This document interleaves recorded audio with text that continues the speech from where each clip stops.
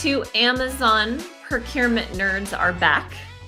We are recording this on a Friday, a little crazy, hectic schedule at my company this week. We appointed a new CEO and had a big announcement go out on Wednesday. So lots of media and heads down, making sure all the magic happens. And Dr. Eloise, I know you are coming out of sabbatical. So back to the real world you go. Back to the real world. I'm in that blissful transitory period before actually having to sit in meetings all day. So, as your accountability partner, I have to ask, what was the progress made on the book, right? The reason you took the break. Do I have to answer that publicly? You No, have I you have this weekend, right? yeah, this weekend. But yeah, ask me next week. I'll have it all done by then. What I will say is I've got um I'm really excited about what I've got. It's gonna be a lot of fun, and in a future episode, maybe I'll preview a little bit of it. But I am absolutely loving the topic and very excited for what's And going to just come. so when you say what I've got, because I have many friends who have written books, most of them are entrepreneurs. Does that mean an outline Oh when you yeah, oh say yeah, what yeah. you've got? The outline is easy. It's the grinding out the writing, but. All right. So, what are we going to chat about today? Well, I as we're getting back into the swing of things and I'm checking LinkedIn now more often, I have a pet peeve and it just drives me up a wall. So much so that in my current book, I wrote about this. And that's the idea of salespeople and consultants. So I'm going to put consultants in this bucket too, and even analysts do this, of taking a very deficit perspective of the people they're selling to. And so what do I mean by that is they come in and they say procurement or IT or whomever, you are bad at X. And they do it more gracefully than that. But essentially the message is you're bad, you're wrong, you're doing something wrong. And guess what? I've got this tool or I've got these services to help solve that. And I in my book I put these quotes in and I'll just read a couple of them. But when you start to hear them, it's like, wait a minute, how do you even know that? Let me read the quotes and then I'll. So, procurement, quote, can't answer business questions timely, unquote. Procurement, team collaboration and audit trail are poor, unquote. Procurement, quote, struggles to be influential in business decision, unquote. Or CPOs, quote, are unable to learn from past issues to effectively plan, implement, or execute any lessons learned holistically to prevent future disruptions, unquote. So I'm Now, not going to, were these quotes from actual salespeople or yes, consultants yes, okay. yes.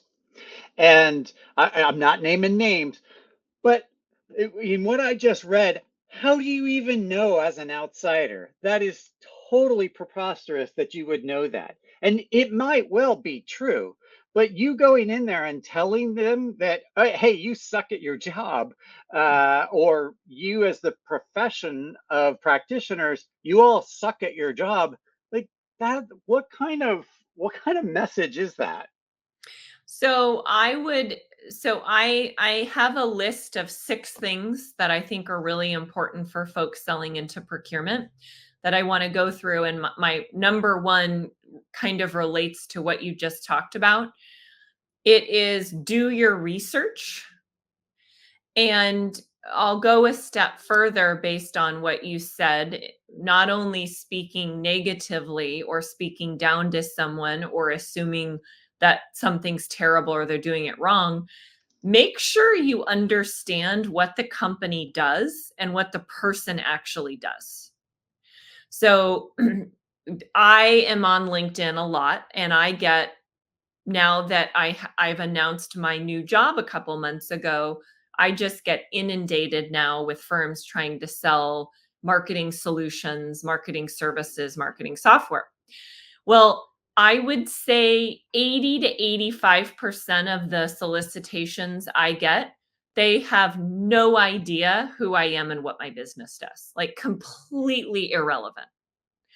And so when I was in procurement and I started my career in sales and was in sales for much of my career before pivoting into marketing, it was so common for my procurement practitioner friends to screenshot and send me a text message or when I'm chatting with them and say, um, guess what someone tried to sell me today, right? Some crazy outlandish thing. And it's like they did not even take 5 minutes to go look at our website to understand what our business does, what service or product we provide, nor did they take the time to actually look at my role and what I do. So that's just an instant. It seems so obvious and like, well, duh, Sarah, this, how is this even on your list? But it is so important to do your research and understand who you are reaching out to before you're writing your messaging or picking up the phone. I got a similar one. I get pinged. Hey, I'm researching X and X procure tech startup.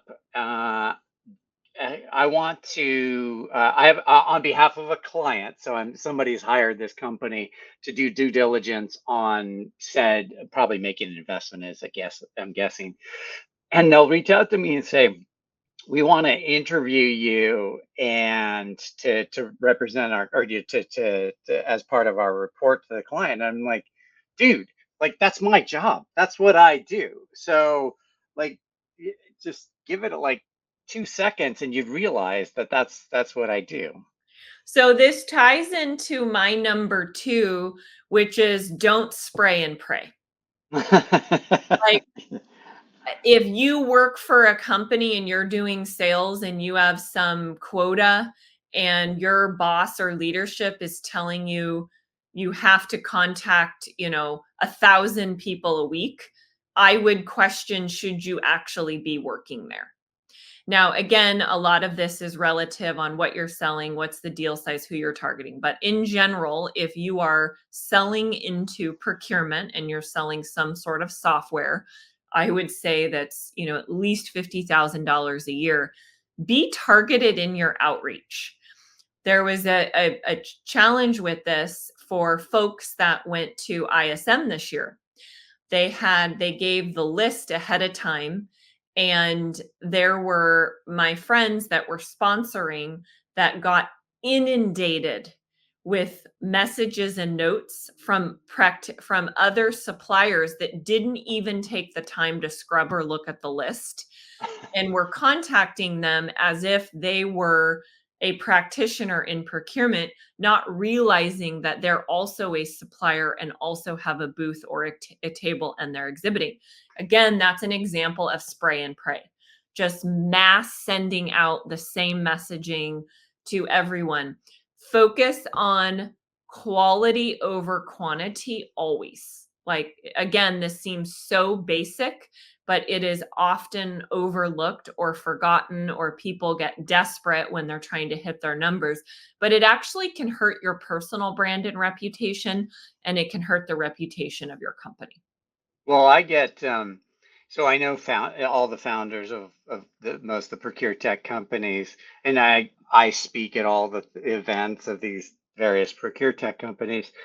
And sure enough, I will get salespeople trying to sell to me from that same company, not realize, totally disconnected from my relationship with the folks there. So Mhm. it drives me nuts.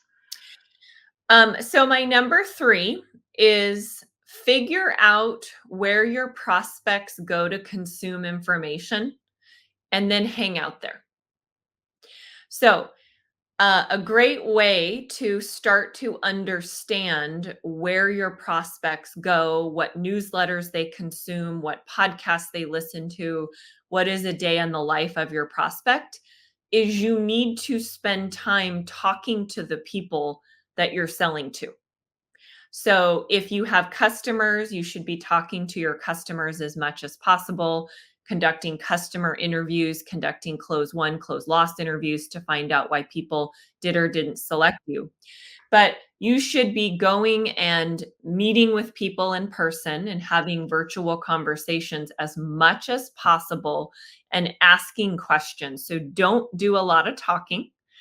Sit back and do a lot of listening and find out where they're going. And then as the salesperson or as the marketer, it then becomes your job to figure out how to produce content that they're actually going to care about, that's relevant, that's meaningful, and then how to get it in those places.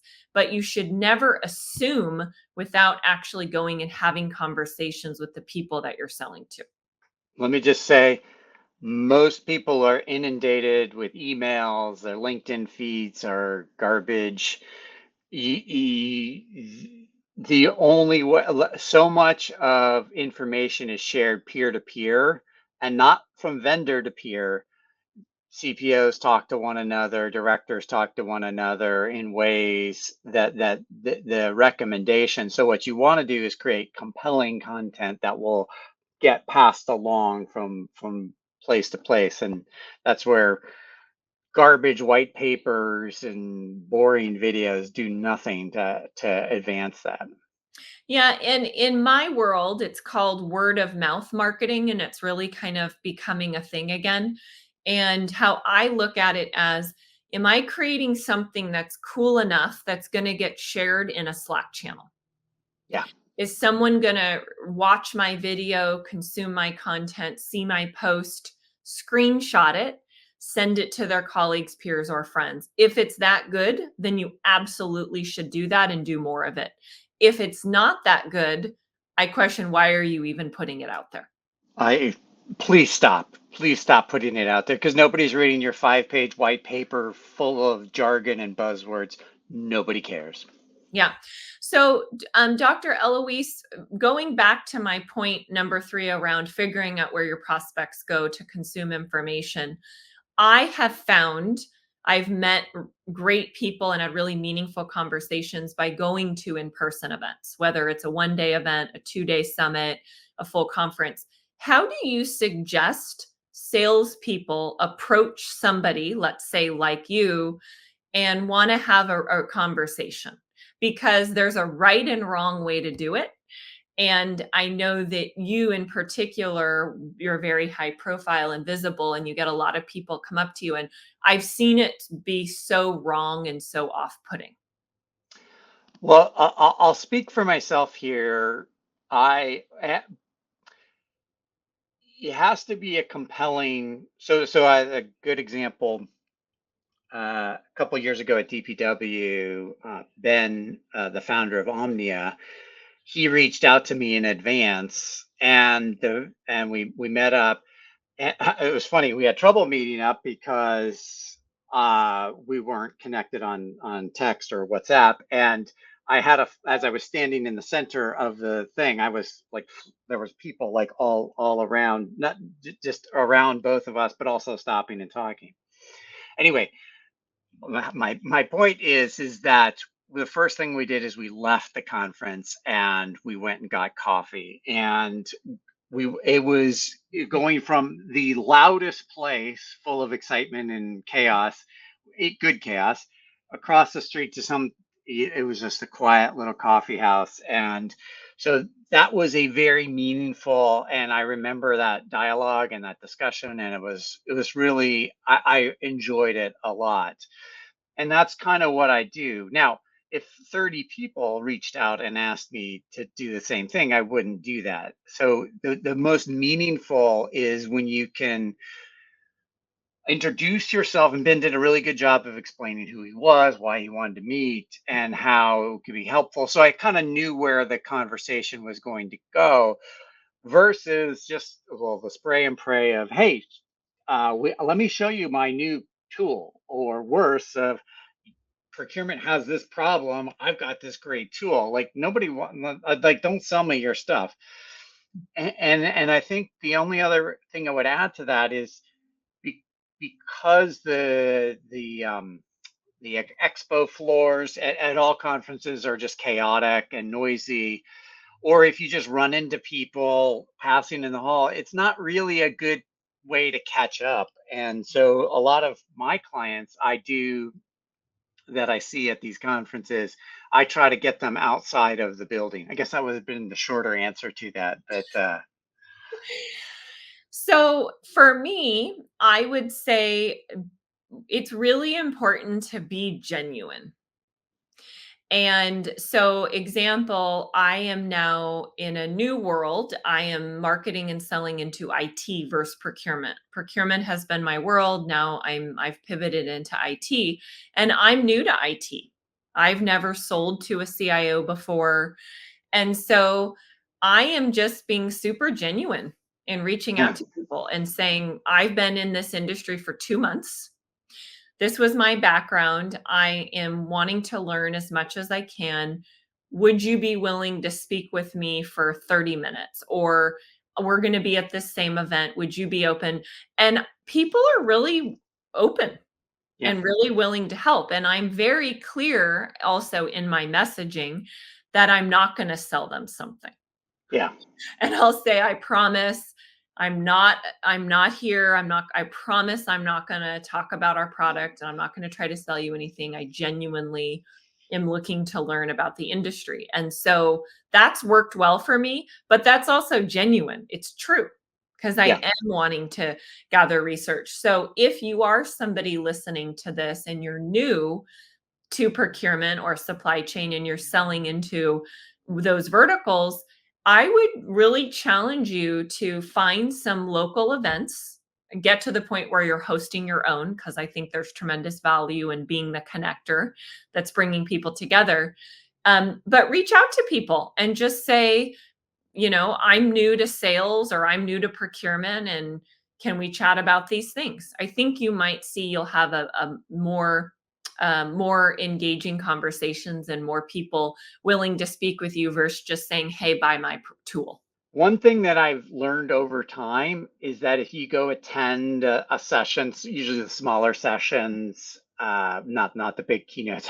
I went to Dreamforce one year, and Colin Powell was there. General Colin Powell was there, and I was so inspired. I wanted to go talk to him, and then I realized, oh, there's no way I'm going to get even Yeah, close to he him. has a whole security team. Yeah, exactly. Like, but that was just anyway. I was lost in that moment. But when you go to the breakout sessions and there's a couple of people presenting or a couple panelists, and if you wait around afterwards, people go up and introduce themselves.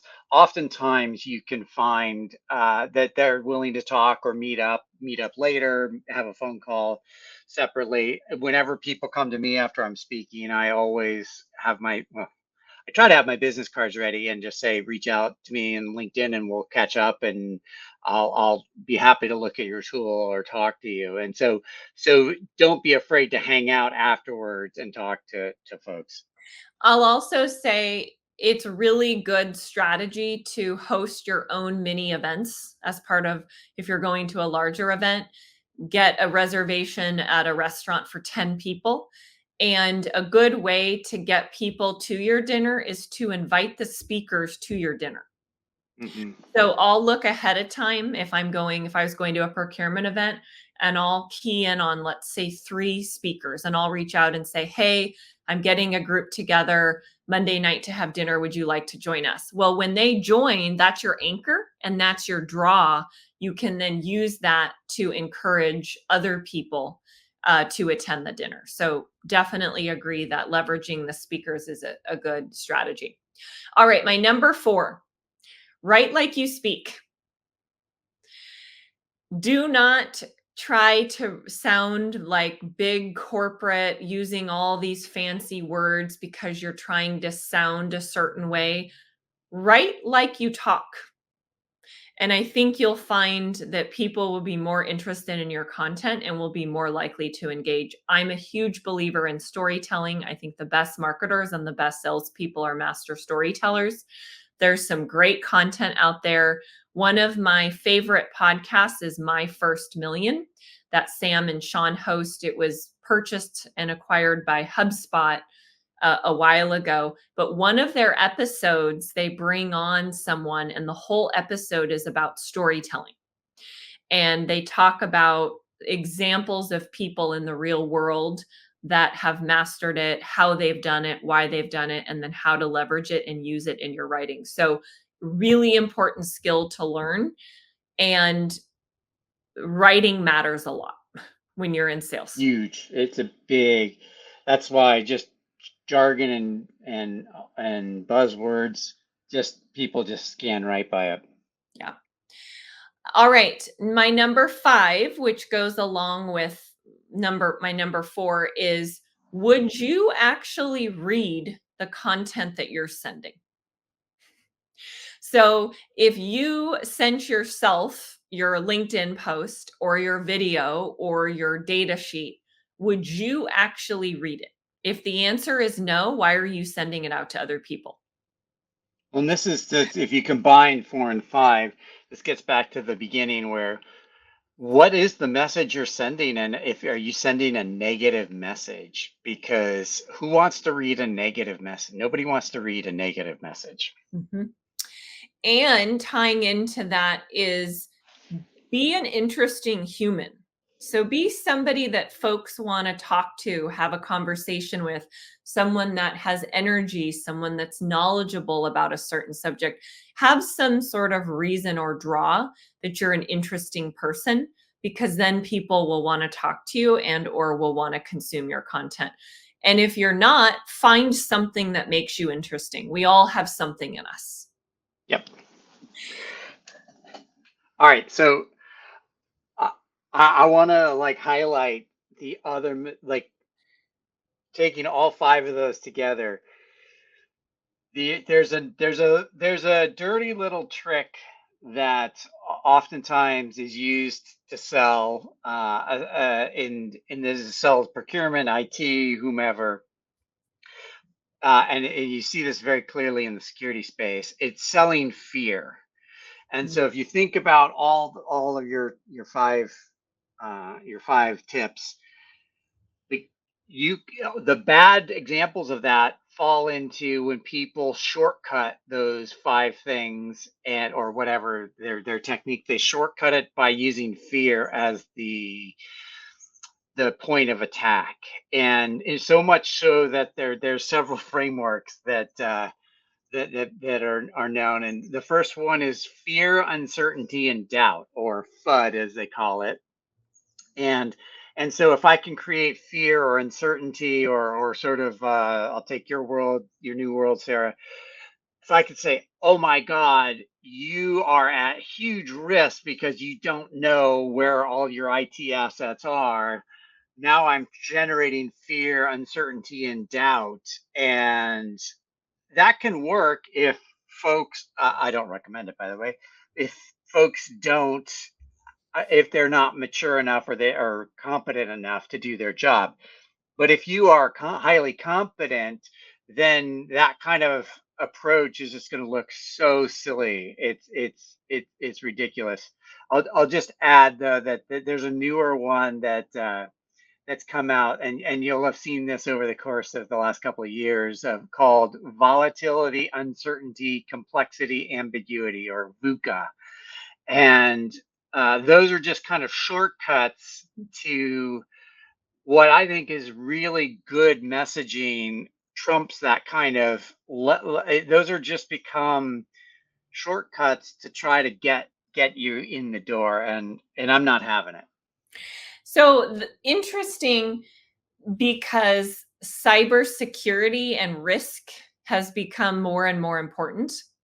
And in my world now, I'm seeing chief risk officers becoming more important. It was kind of like a fluff title in the past, but they're getting more traction and companies are investing more, one, in creating the role and the position and leveling up and hiring, very talented people in that role.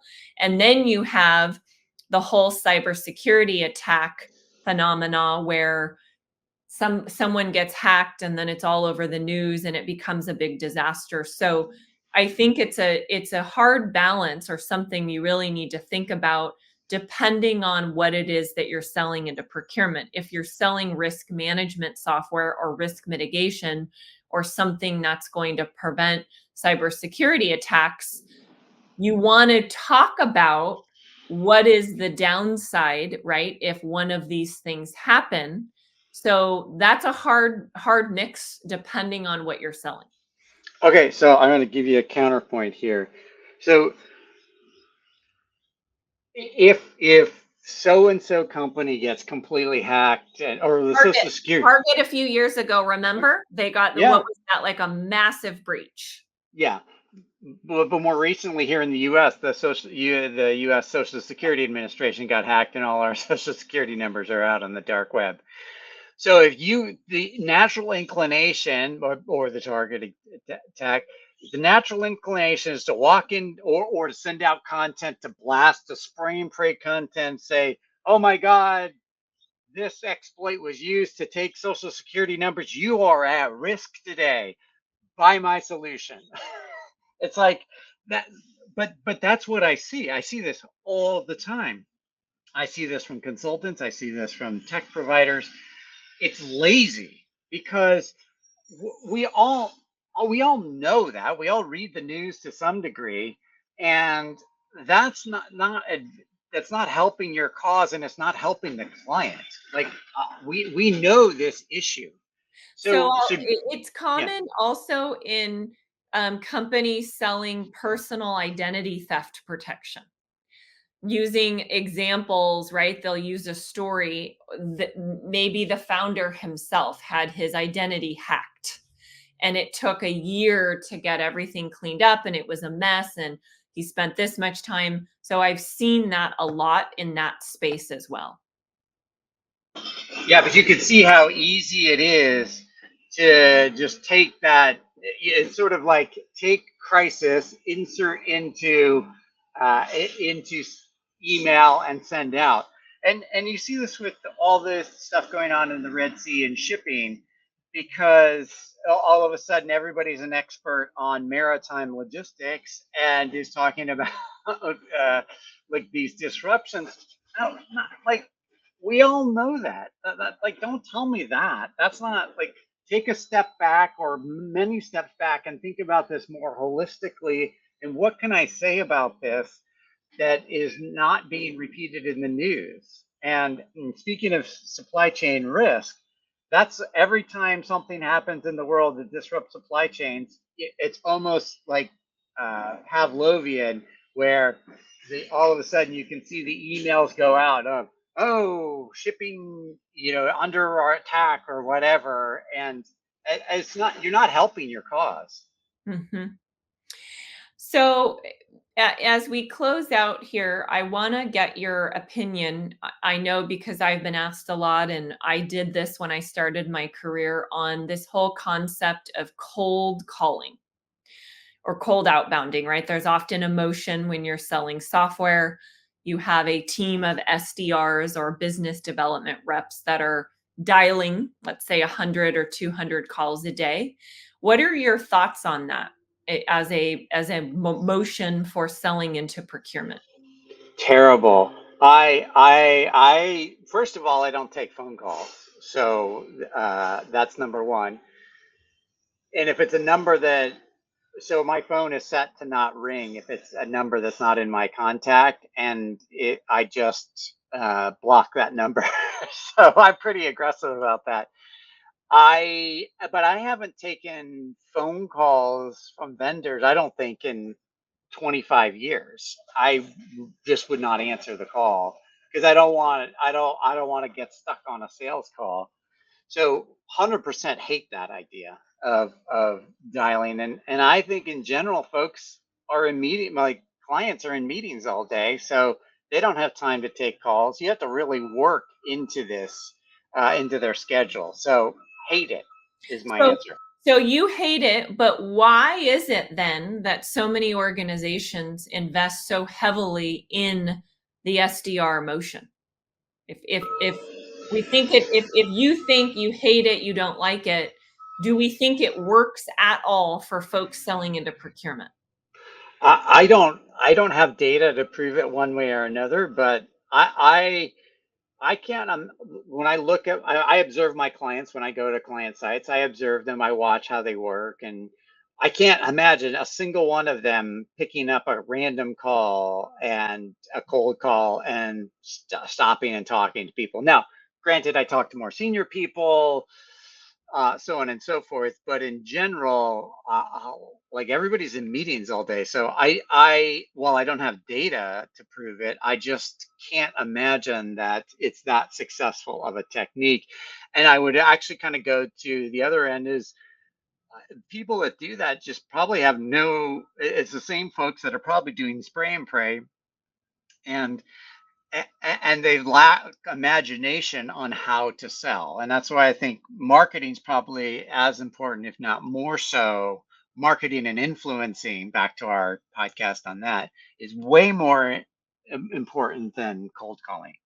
So, for folks that are listening that are considering should we have an SDR function, you maybe have one, you're not sure if it's working or what to do. So, my perspective. So, I started my career in sales and I was quote cold outbounding. I worked for a very small local company. We didn't have a marketing function.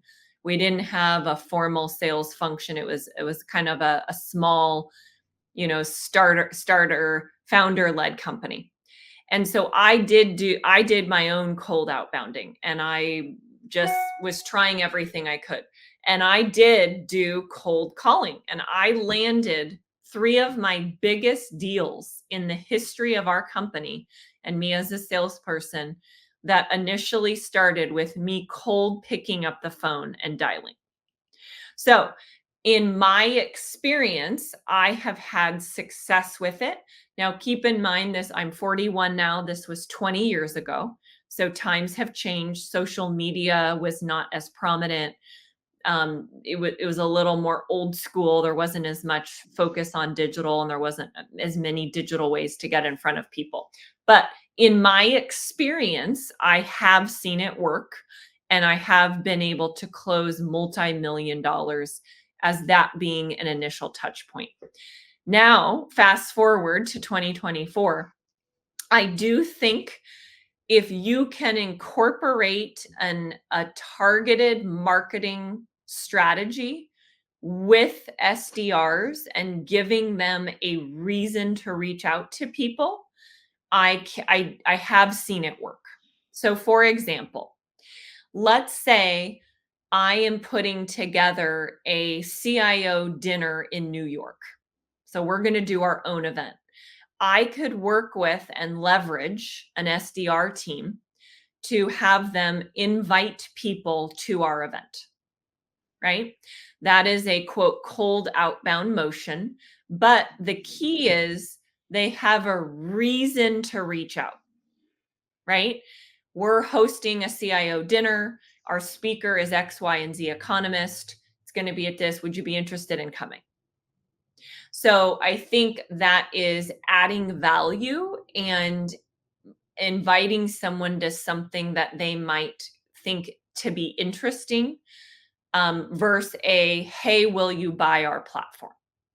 So I think there are ways that you can have effective outbounding when you tie it back to giving people a reason to reach out on your team and adding value to the person that you're reaching out to. So another example would be, let's say, Dr. Eloise, you spoke on a webinar for us and we had, let's say, 200 people register. I may have an SDR team follow up and say, you attended our webinar. We are looking to gather data points and topics for future events. Would you be willing to share a couple things that are top of mind for you to help us figure out what we should talk about in the future? That's an outbounding motion. You have a reason to reach out. So I just wanted to throw it out there because I know everybody says, oh, cold calling's dead. I hate cold calling. I don't ever answer cold calls, but I do think it can make sense when done correctly with a purpose. Yeah, but what you described, I think, is very like the idea of targeting is, and targeting with something in particular, like inviting to a CIO dinner or to a to as a follow up from said thing. Uh, So so that I am much more in line with, but I don't, I really don't see that like cold, like people just don't like have phones. I mean, for the most part, it's just we've moved away from phone as the primary device. So I'll leave with my final thought for this topic is for folks selling into procurement, figure out a way to create unique experiences for the people that you're trying to sell to. And then I think you'll get people that will be more interested in engaging. And I will give you my final thought of be creative and come up with compelling messaging or and messaging, I don't mean like brand messaging. I just mean whatever message you're trying to get across. Make it funny or interesting or insightful and not just the don't shortcut it with fear, don't shortcut it with tropes or generic language like AI, quote unquote. Just really get at something that's as Sarah said, authentic. You said, as you said, authentic, that resonates, that you would want to read. And just you know, as a professor sometimes, or I am a professor, uh, eh, uh, and part time. And at times, I will tell my students when they send rough drafts in, read it out loud. Because when you read it out loud is when you start to find all the mistakes. And that is true for creative content, where you start to see, oh, I thought that was going to be funny, but when I read it out loud, yeah, that's not really that funny. It doesn't, or it doesn't flow off the tongue. And so it this takes work and it takes revisions, and quite frankly, it takes an editorial process. Even if you're just doing a little short or you're doing a paper or whatever, the editorial process can make a big difference. And so anyway, that's why marketing teams are really good for that versus just winging it. So anyway, compelling, authentic messaging, and don't rely on fear. All right. That's it for today. We will be back next Wednesday with another episode.